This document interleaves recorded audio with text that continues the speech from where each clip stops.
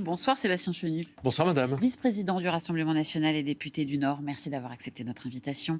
D'abord, c'est l'heure de notre rendez-vous quotidien avec la séquence Vrai-Faux. Luc Brisson qui est avec nous cette semaine. Bonsoir Luc. Aujourd'hui, vous revenez sur une phrase d'un de vos collègues du Rassemblement national, Monsieur Chenu, le député Laurent Jacobelli, qui était interrogé ce matin sur Donald Trump. Et selon lui, le RN n'a jamais soutenu le président américain. Les Américains ont voté pour le candidat que les médias leur demandaient de ne pas élire. Donc le phénomène est remarquable. En revanche, le candidat, nous n'avons jamais soutenu. Alors, est-ce que c'est vrai que le RN n'a jamais soutenu le candidat ? Alors c'est vrai que c'est une phrase qu'on entend très régulièrement dernièrement au Rassemblement national. Même vous, Monsieur Chenu, je vous ai écouté en janvier dernier sur Public Sénat, vous disiez « on n'a jamais été trumpiste ». Pourtant, on va remonter un petit peu le temps. On va revenir à l'automne 2016. À l'époque, Donald Trump vient d'être élu pour son premier mandat. Et voici comment Marine Le Pen réagit. J'ose répéter ici que l'élection de Donald Trump est une bonne nouvelle pour notre pays. Les Américains se sont donné le président qu'ils ont choisi et non celui qu'un système installé voulait leur faire valider. Donc vous l'avez entendu, l'élection de Donald Trump est une bonne nouvelle pour la France. Et toujours ce même jour, ce 9 novembre 2016, Julien Sanchez, qui à l'époque est maire de Beaucaire et membre du comité stratégique du Front National pour la présidentielle, il poste cette photo de Marine Le Pen en détournant le célèbre slogan de Donald Trump, « Make France Great Again », tout en identifiant aussi le président américain dans son tweet. Et puis quelques semaines plus tard, Marine Le Pen, elle a même essayé de rencontrer directement Donald Trump en se rendant à la Trump Tower à New York, sauf que ça n'avait pas marché, elle n'avait pas pu rencontrer le président américain. Puis pour finir, on peut aussi mentionner la venue de Steve Bannon au congrès du FN en mars 2018. Alors Steve Bannon, c'est l'ancien conseiller de Donald Trump, c'était le grand artisan de sa victoire de 2016. Donc à l'époque, en tout cas, il y a une certaine proximité entre le Rassemblement national et le Trumpisme. Donc ça, c'était pour le premier mandat de Donald Trump, Luc, et pour le deuxième mandat ? Alors on peut d'abord écouter Jordan Bardella. C'était le 27 janvier 2025, juste après l'investiture de Donald Trump, second mandat. Un journaliste lui demande si son parti, le Rassemblement national, n'est pas dans une certaine forme d'allégeance envers le président américain. Et voici la réponse de Jordan Bardella, un brin gêné. Moi, j'ai beaucoup de respect et d'admiration pour le patriotisme de Donald Trump et pour la volonté de défendre les intérêts de son pays, d'abord et avant tout. Mais je n'ai pas le syndrome du petit frère. Donc là, Jordan Bardella, il se dissocie de Donald Trump, tout en reconnaissant quand même une admiration pour son patriotisme. Mais il faut rappeler que quelques jours plus tôt, lors de l'investiture de Donald Trump, plusieurs cadres du RN s'étaient rendus à cette investiture, comme Louis Alliot, par exemple, le premier vice-président du RN, maire de Perpignan, qui avait posté des nombreuses vidéos de cette investiture sur son compte Twitter. Et si on continue sur Louis Alliot, il s'est aussi rendu quelques mois plus tard en Arizona à l'hommage à l'influenceur MAGA assassiné Charlie Kirk. Ici, on voit Louis Alliot posé avec Jacob Elberg, c'est le monsieur avec la casquette rouge. Jacob Elberg, c'est le sous-secrétaire d'État aux affaires économiques de Donald Trump. Et ce même Jacob Elberg, selon le journal Le Monde, a rencontré Marine Le Pen en novembre dernier à Paris. Donc, vous êtes nombreux au Rassemblement national à répéter que vous n'avez jamais été trumpiste, et c'est vrai que vous le critiquez parfois, comme sur le cas du Groenland, par exemple, mais certains cadres de votre parti, y compris Marine Le Pen, continuent d'entretenir des relations avec des cadres de l'administration, des proches en tout cas de l'administration Trump, et par le passé, vous ne pouvez pas nier que votre parti a entretenu une certaine proximité avec le trumpisme. Sébastien Chenu, est-ce que vous reconnaissez, ça peut arriver après tout, que vous vous êtes trompé sur Donald Trump ? Bon, il y a plusieurs choses. D'abord, il y a 10 ans, vous parlez de choses qui ont 10 ans. Il y avait des choses récentes aussi. Il y avait beaucoup de gens, mais je vais venir justement aux choses récentes, parce qu'elles sont très intéressantes. Il y a beaucoup de gens sur la planète qui espéraient quelque chose de Donald Trump, notamment en matière de diplomatie et d'apaisement des conflits. Après, Donald Trump a pris le pouvoir, il a eu du mal à le rendre, et puis il est revenu. Ensuite, il est revenu, il a été élu d'ailleurs face à une candidate qui était présentée ici, je me souviens, en France comme étant la 7e merveille du monde, alors que c'était une nullité absolue, Kamala Harris. Les Américains, dans leur majorité, ont voté Trump, mais surtout les communautés, même d'origine étrangère, d'ailleurs, votaient pour Trump contre Kamala Harris. Donc évidemment, il s'est passé quelque chose aux États-Unis pour que Trump revienne, et c'est ça aussi qu'on a salué. là où il y a une vraie différence d'approche, et nous avons été les premiers à le dire, je me demande même si ce n'est pas sur votre antenne qu'on m'a dit un jour, en tous les cas sur une antenne de France Télévisions, vous êtes maintenant moins Trumpiste que Gabriel Attal et Emmanuel Macron. Bah oui, parce que ce qui s'est passé, ça a été Maduro. Vous n'avez pas parlé de Maduro. Vous avez oublié cet épisode. C'est la rupture. C'est la rupture pour vous ? Ah ben je pense que c'est... Alors, c'est pas la rupture, c'est... Après, il y a les États-Unis, il y a Trump. On va en parler, si vous le voulez bien. Mais Maduro, le fait que le président des États-Unis kidnappe un dictateur dont personne ne pleure le sort. On est très content que ce soit un salaud de moins qui gère évidemment un pays. À part LFI, je crois, qui pleurnichait sur le fait que Maduro soit destitué. Mais derrière ça, c'était la logique trumpiste que nous avons immédiatement, nous, condamnée. Qu'est-ce qu'on n'a pas entendu ? Mais comment vous ne vous souciez pas du sort du peuple vénézuélien ? Vous devriez d'abord vous réjouir. Et bien sûr qu'on s'est réjoui que Maduro soit destitué. Mais on a bien compris que derrière, la logique intellectualisée d'ailleurs par Trump et ses conseillers, amenait le Groenland et amenait aujourd'hui, effectivement, Trump, avec l'Iran, à faire grosso modo ce qu'il voulait en dehors du droit international. Mais votre opposition à cet interventionnisme de Donald Trump avec Maduro, ça efface pas tout ce qu'on a montré avant. Non, d'accord, mais enfin, ça change quand même considérablement les choses. Et puis, il y a autre chose, en revanche, et ça, nous l'avons toujours dit, mais vous ne l'avez pas mentionné non plus, il y a quelques oublis, c'est qu'on a toujours considéré que Donald Trump, il était un défenseur des intérêts américains, avant toute chose. Et c'est vrai qu'ici, on n'est pas très habitué à avoir des gouvernants qui défendent les intérêts français. Ils défendent les intérêts européens, ils défendent les intérêts des boîtes qui leur sont amis. C'est ce que vous disiez en parlant de son patriotisme. Voilà, Trump, vous appeliez son patriotisme. Et s'il défend les intérêts des Américains, par définition, ces intérêts sont souvent, parfois, contradictoires. Maintenant, il y a les États-Unis. Les États-Unis, ça reste un pays allié, ami, avec lesquels on a des relations diplomatiques, économiques, culturelles, à tous les niveaux. Et je pense qu'il faut dissocier justement les pays de ceux qui les gouvernent. Nous, aujourd'hui, nous considérons qu'effectivement, Donald Trump, même s'il est un allié, j'ai mis des guillemets, parce que c'est un allié qui nous veut du mal quelque part. Économiquement. C'est un allié qui enterre et qui tape l'Europe et donc la France. Mais la France n'a pas résisté, l'Europe ne résiste pas, on s'est démonétisé, on s'est affaibli. Pas du fait de Trump, du fait des politiques menées ici par Emmanuel Macron et ses alliés. Parce qu'aujourd'hui, on pleure sur le lait renversé, le vilain Trump. Mais Trump, il défend les intérêts des Américains. Il n'y a que ça qui l'intéresse. Et d'ailleurs, en Iran, c'est souvent, et peut-être on en parlera aussi, mais des intérêts mercantiles qui guident ces décisions. Alors, nous, ici, on n'a personne qui défend les intérêts français. En tout cas, pas Emmanuel Macron. Merci beaucoup, Luc Brisson. Je rappelle le rendez-vous avec Vrai ou Faux, l'émission, c'est samedi à 20h. Samedi à midi. Et le samedi à midi et le dimanche à 20h. Merci beaucoup.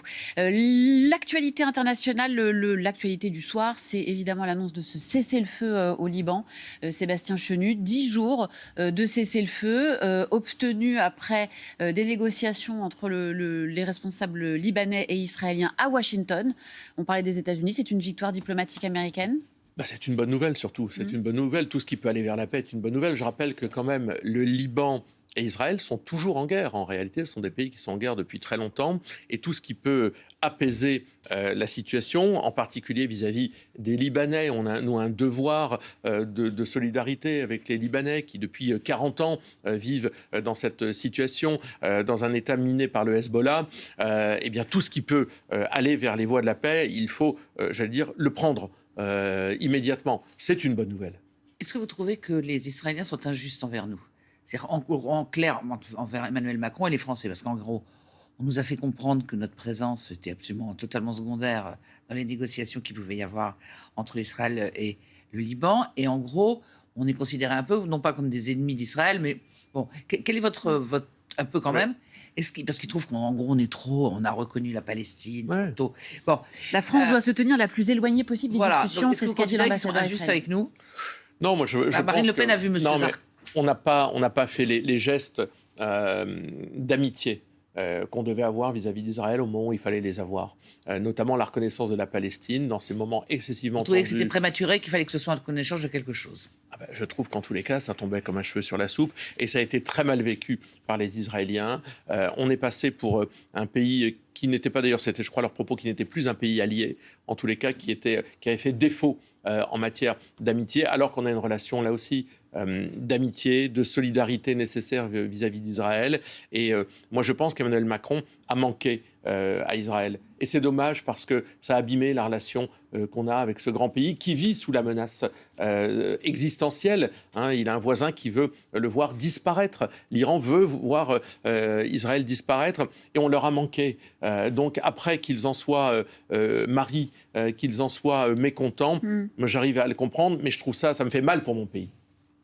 Vous êtes vice-président de l'Assemblée nationale également, Sébastien Chenu, en plus d'être député du Nord et vice-président du Rassemblement national. Que de vice. Qu'avez-vous pensé de ce retrait aujourd'hui des députés macronistes, de cette proposition de loi présentée par Caroline Yadan, députée apparentée Renaissance, contre les formes renouvelées d'antisémitisme? Les députés macronistes ont accepté visiblement de retirer cette loi. En échange, en échange, le gouvernement leur a demandé, et en échange d'une proposition de loi qui reprendrait les principaux termes. C'était mal emmanché, en clair.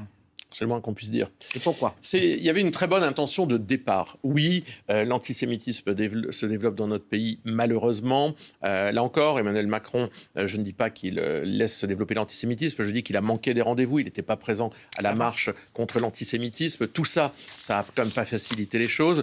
Oui, il fallait un geste fort. Oui, ça partait d'une très bonne intention et on était prêt à regarder. Est-ce que vous considérez que l'antisionisme est un faux-né de l'antisémitisme ? J'y viens.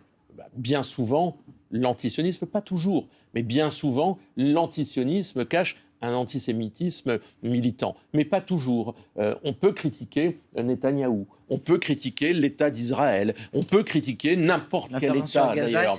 Car si nous sommes solidaires et si nous devons être solidaires d'Israël, nous ne le sommes jamais sans condition, de façon inconditionnelle. La France ne soutient de façon inconditionnelle que la France.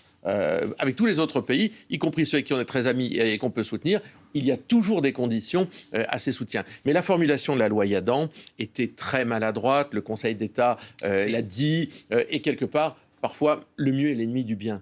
On avait vraiment l'impression d'une loi qui allait restreindre la liberté d'expression, se retourner d'ailleurs contre ses auteurs. On ne pourrait plus critiquer non plus d'ailleurs la Palestine avec cette loi. Donc c'était ni fait ni à faire. Ça fait pas reculer l'antisémitisme.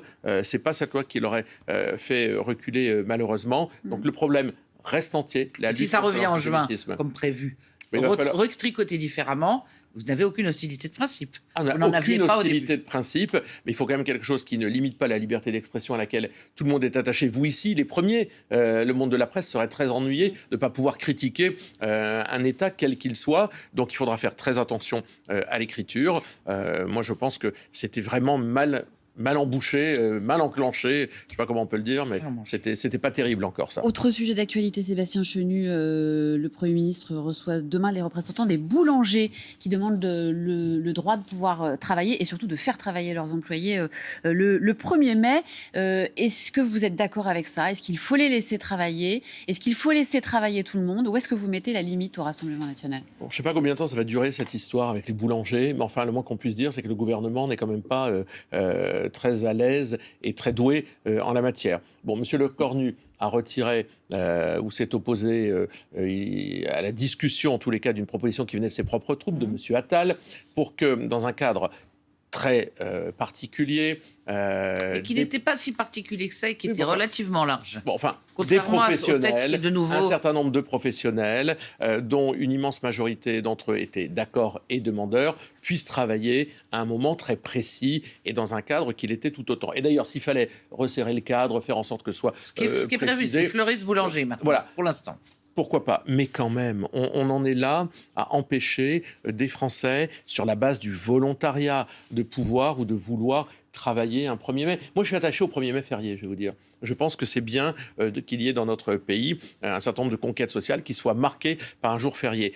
En revanche, je pense que lorsque ça ne pénalise personne, ou lorsque ces professionnels-là eux-mêmes se retrouvent pénalisés Sauf- par une concurrence déloyale de centres commerciaux, de points chauds, d'autres professionnels. Il faut les laisser. Oui, sauf sur que la le base du volontariat est un volontariat forcé. C'est Non. l'argument qui était mis en avant en disant Non, dans mais une PME. Ça, dans c'est une toute vision. petite Alors entreprise. ça, c'est une vision en général totalement marxiste du truc. Moi, les boulangeries de ma circonscription, c'est pas un volontariat forcé. Les boulangers, c'est souvent des petites boîtes. Les boulangers, c'est souvent un couple avec un apprenti et un employé.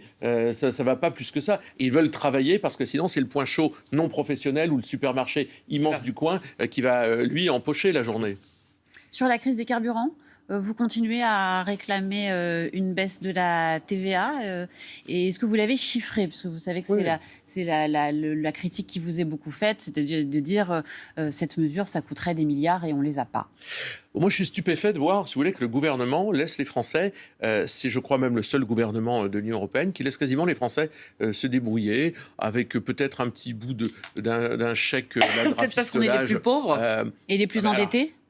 Quelle honte que la France, après 10 ans d'Emmanuel Macron, en soit là à se dire on est les plus pauvres, les plus endettés, on laisse les Français se débrouiller devant la pompe à essence. Nous, on a une autre approche. On considère qu'il faut des solutions pérennes, que l'idée d'avoir sans arrêt du rafistolage, en général d'ailleurs ça coûte très cher aux finances publiques, il faut avoir des mesures pérennes. Nous, on considère que les énergies, pas uniquement les carburants, les énergies, l'électricité, le gaz, qui vont encore augmenter, contrairement à ce que nous avait dit aussi le gouvernement, ce sont des biens de première nécessité. Si c'est des biens de première nécessité, ils doivent être considérés comme tels, avec une baisse de TVA à 5,5. Bien sûr, on l'a chiffré, c'est 1 milliard Ça, c'est par pas, ça mois. va là pour tout le monde. C'est-à-dire que vous soyez. Oui, mais vous- c'est... vous voyez, c'est juste quelque chose qui est non discriminant. D'accord, Qui peut paraître bizarre parce que la Non, TVA, je vous le rappelle, n'est pas la même pour les biens de première nécessité, c'est-à-dire pour le pain. Et si j'achète une Jaguar, non. Bien sûr, Donc, mais madame, vous avez bien vu qu'il y a un sondage qui est sorti dernièrement qui dit que les Français, non seulement se restreignent sur leur alimentation, Alimentation sur les vacances, c'est vrai. considèrent que leur pouvoir d'achat a baissé en 10 ans, considérablement baissé. Donc ça veut dire que peut-être le cadre supérieur, qui il y a 10 ans considérait qu'il vivait bien, aujourd'hui considère qu'il vit un peu moins bien. Et l'essence, ça pèse très cher dans le budget des familles. C'est pas uniquement d'ailleurs dans le budget des gens qui travaillent, évidemment les infirmiers libéraux, évidemment les aides à domicile, mais les gens qui tous les jours ont besoin de leur voiture pour emmener leurs gamins faire du sport, pour emmener leurs gamins à l'école. Ça fait partie aussi. Tout le monde ne vit pas à Paris, dans les métropoles. Vous étiez en séminaire aujourd'hui, je ne sais pas si vous y aviez participé. Non, c'est un séminaire d'organisation, mais on commence à attaquer, si j'ose dire, l'organisation de la présidentielle. Voilà, un séminaire qui réunissait les équipes, les J'entends, conseillers de Marine Le Pen, de Jordan Bardella. Qu'est-ce qui s'est dit? Vous êtes en train de réfléchir à votre stratégie pour 2027? Alors, on n'est pas peut-être encore totalement sur la stratégie en tant que telle, parce qu'il ne vous a pas échappé que nous, notre candidate aujourd'hui, c'est Marine Le Pen, mais que visiblement, la justice a envie de se mêler de l'élection Elle n'a pas intégré le fait que ça ne serait pas elle et que ça serait Jordan Bardella. On a l'impression qu'il est en train d'y avoir une espèce d'intériorisation d'une défaite annoncée chez Marine Le Pen et que Jordan Bardella est de plus en plus proche. Mais nous, on a toujours dit les choses de façon assez transparente. On souhaite que Marine Le Pen soit notre candidate. Nous n'avons pas la main. C'est bien la justice qui a la main. Donc la justice va décider si Marine Le Pen peut se présenter devant les Français. Juillet. Et donc, par contre, notre responsabilité, c'est quand même de préparer les choses si Marine Le Pen était empêchée par la justice. Donc Jordan Bardella, évidemment, se prépare aussi. Il n'y a pas de friture entre les deux. Vous allez me dire qu'il y a une harmonie absolument géniale. Oui. Même sur le programme économique, il n'y en a pas un qui est un peu plus libéral, Jordan Bardella qu'en Marine Le Pen. Si vous voulez dire qu'ils sont interchangeables, ils ne sont pas interchangeables. Ils ont leur histoire, ils ont leur sensibilité, ils ont leur personnalité. Mais sur la ligne du parti, il y a quelque chose qui... Est-ce que c'est les mesures souverainiste? Est-ce que la retraite à 60 ans, par exemple, ça reste toujours votre horizon? Ou si c'est Jordan Bardella qui est peut-être un peu plus pragmatique, plus union des droites ou plus... L'union des droites, c'est pas ce qu'on défend, et je crois pas que ce soit ce que défend Jordan Bardella. Non, on a l'impression qu'il est plus perméable. Mais hier, par exemple, sur France Télévisions, j'ai entendu Jordan Bardella défendre exactement la baisse de la TVA pour les carburants, qui est la proposition. Je ne parlais pas de ça, je parlais de la retraite, donc, là, en l'occurrence. Non, mais ce que je veux dire, c'est qu'à chaque fois, Jordan Bardella et Marine Le Pen défendent les mêmes choses. Ils peuvent les défendre avec des mots différents. Il est beaucoup plus libéral que Marine Le Pen. Je ne le trouve pas si libéral que ça, Jordan Bardella. Je pense qu'il attend aussi de l'État, un État peut-être allégé, mais efficace. Et il considère probablement qu'aujourd'hui, l'État, au lieu d'être efficace, il prive d'oxygène beaucoup de Français. Et la nécessité de dialoguer avec les patrons pour les rassurer, c'est quelque chose, c'est un partage des tâches, c'est-à-dire que Marine Le Pen l'avait un peu fait. Elle y est allée aussi. Oui, elle y est allée aussi. Mais... Elle a rencontré, ça a suffisamment crispé, elle a rencontré des patrons du CAC 40 la semaine dernière. Vous voyez, elle en voit autant. Ils n'ont pas été spécialement satisfaits. Bah oui, mais vous savez, nous, on ne veut pas une société sans impôts, ça n'existe pas, c'est pas ce qu'on propose. Donc c'est un peu il y a certains, excusez-moi, mais pour certains, c'est toujours plus, il faut toujours aller plus loin. Les patrons votent davantage Bardella que Le Pen. Voilà, vous savez ça, Sébastien Chenu. Je crois pas. Quand je regarde les chiffres, en tous les cas, c'est vrai qu'on a fait des percées incroyables chez les chefs d'entreprise. Mais ces percées, elles sont les mêmes. Quand vous voyez les sondages, Jordan et Marine sont au même niveau. Donc il y a une différence de personnalité, mais ils défendent la même chose. Alors, il se prépare, Jordan Bardella, vous nous dites ce soir, et il a officialisé hier soir, sur le plateau du 20h de France 2, sa relation avec Maria Carolina de Bourbon des deux Siciles. Il a reconnu qu'il savait que les photographes étaient présents lors de son escapade en Corse avec sa compagne qui faisait, il y a quelques jours, la une de Paris Match. Nous avons pris la décision tous les deux de ne plus nous cacher, d'assumer ce qui relève pour nous aujourd'hui dans notre vie intime de l'évidence. Donc vous saviez que les photographes étaient là et vous oui, étiez je d'accord, savais qu'ils étaient, d'accord bien pour sûr, cette séance de photos. Nous l'avons assumé, bien sûr. Je savais qu'ils nous ont suivis pendant de très nombreuses semaines. Je demande à être jugé sur les idées que je porte, sur les idées que je défends. Et malheureusement, au niveau où je suis aujourd'hui, il m'est difficile de me protéger dans la mesure de ce que j'aimerais le faire, ma vie privée. En tout cas, je peux vous dire une chose ce soir, c'est que je suis très heureux.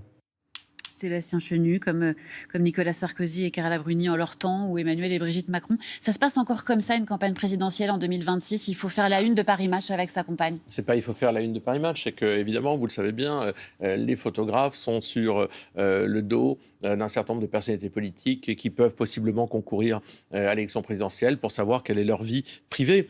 Donc, un moment. Oui, mais vous savez très bien qu'il y a un découplage un peu dans l'opinion et même certains chez les militants, en se disant ça fait rêver parce que c'est une princesse. Alors je précise qu'il y a une enquête très fouillée de Gala qui dit que même s'il l'épouse, il ne s'appellera pas prince.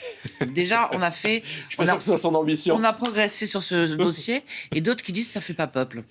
Mais c'est pas le sujet. D'abord, moi, je suis très attaché à la liberté individuelle. Sincèrement, je les trouve plutôt beaux et agréables. Je trouve qu'ils envoient une jolie image. C'est un couple qui a l'air plutôt harmonieux. Et quelque part, ça me regarde pas davantage que ça. Non, mais... Moi, je suis ravi que Jordan Bardella soit amoureux. Je suis ravi que son amoureuse, qui pourrait possiblement devenir première dame, soit une jeune fille qui parle 6 langues et qu'ils aient l'air tous les deux si épanouis. Et qui est influenceuse dans le luxe. C'est peut-être pas exactement dans votre circo le rêve d'une. Non mais d'accord, mais je vous pose la question comme ça parce que vous êtes. Oui, mais pourquoi pas? Tout le monde ne peut pas être prof de sociologie aigri. À Nanterre, d'accord. On ne peut pas être prof de sociologie sans être aigri. Hein. Non, j'ajoute. Non, ça c'est vous. Je dis que c'est cumulatif. Tout le monde ne peut pas cumuler un certain nombre d'inconvénients. Alors, okay. Être moche, mal coiffé, aigri. Vous l'avez rencontré et les fils. Vous l'avez rencontré, Maria Carolina de Bourbon des Deux Siciles. Vous savez si elle a envie de faire campagne? Je n'en sais strictement rien. Et si elle connaît la violence d'une campagne présidentielle? Je pense que... Parce qu'elle est jeune. Oui, mais je pense que c'est le boulot de Jordan que de la protéger aussi dans le cadre d'une campagne présidentielle. C'est vrai que c'est dur, c'est vrai que c'est épouvantable une campagne présidentielle pour les hommes et les femmes qui veulent prendre la destinée du pays en main. C'est vrai que c'est difficile. Repassons aux choses sérieuses. Votre relation... Ça a l'air sérieux. Oui, avec Maria Carolina, c'est du sérieux, comme on dit. Quelles sont vos relations avec Nicolas Sarkozy? On a l'impression, et certains dans son camp lui reprochent d'ailleurs, de trouver qu'il est comme fasciné ou séduit ou énamouré face à Jordan Bardella. Je dis énamouré en tout bien tout honneur, sachant qu'en gros, l'un le flatte, l'autre le soutient, et qu'en gros, il a l'impression que c'est l'homme, non pas providentiel, mais l'homme fort, l'homme structuré qui pourrait, non pas prendre sa suite, mais être un peu dans sa veine. Non, mais... Il s'en est pas caché dans son livre. Moi, je ne suis pas le porte-parole de... Non, mais vous le connaissez bien quand même. Vous lui parlez beaucoup. Vous étiez l'air avant. Vous connaissez très bien. Vous lui avez écrit toutes les semaines quand il était en prison. On se parle et on continue à se parler. Et ça fait partie des... J'aime bien la relation que j'ai avec lui. Et elle est faite aussi de cette relation de rupture, de dissonance, d'opposition. Nicolas Sarkozy dit souvent 2 choses. Je ne suis pas électeur ni soutien du Rassemblement national, faut-il le préciser. Il est en désaccord avec nous sur un certain nombre de nos positions. Et je pense qu'il n'a jamais manqué une fois de me le redire. Il n'a jamais voté Rassemblement national et visiblement, il n'est pas prêt de le faire. En revanche, il peut trouver qu'effectivement, nous avons des leaders, et en particulier Jordan, qui ont du talent, qui amènent quelque chose à la vie politique de ce pays et qui représentent ce que lui aime, c'est-à-dire une certaine forme d'énergie, de combativité, et puis une jeunesse qui s'engage tel que l'aime Nicolas Sarkozy. Donc je pense que voilà, il peut probablement lui plaire tout en ayant de forts désaccords sur le fond. Un mot, il nous reste pas beaucoup de temps, mais je voulais juste une réaction sur la fronde des écrivains après le limogeage du patron de Grasset, Olivier Nora, qui dirigeait ce groupe après 26 ans. 150 écrivains ont claqué la porte en dénonçant la mainmise de Vincent Bolloré, une atteinte inacceptable à l'indépendance éditoriale. Vous savez, je me souviens de Pierre Berger qui disait c'est celui qui paye l'orchestre qui choisit la musique. Pierre Berger qui était patron du Monde. Donc je ne sais pas comment Vincent Bolloré... C'est pas une fanfare non plus, l'édition. Non, mais Le Monde, c'était pas une fanfare non plus. En tous les cas, parfois, ça jouait faux. Mais je pense que voilà, c'est la relation entre un grand patron et puis la ligne éditoriale d'une maison d'édition. Ça lui appartient et quelque part, ça nous appartient pas. Je suis persuadé que tous ces écrivains, dont beaucoup sont éminemment talentueux, trouveront d'autres belles maisons pour les accueillir. Moi, tout ça, ça fait partie, franchement, de la mousse. On s'émeut de pas grand-chose. Bah non. Merci Sébastien Chély d'avoir été notre invité, vice-président du Rassemblement national, vice-président de l'Assemblée nationale et député du Nord. Merci Nathalie, excellente soirée sur France Info, le JT Monde et les Informés. Très bonne soirée, à bientôt.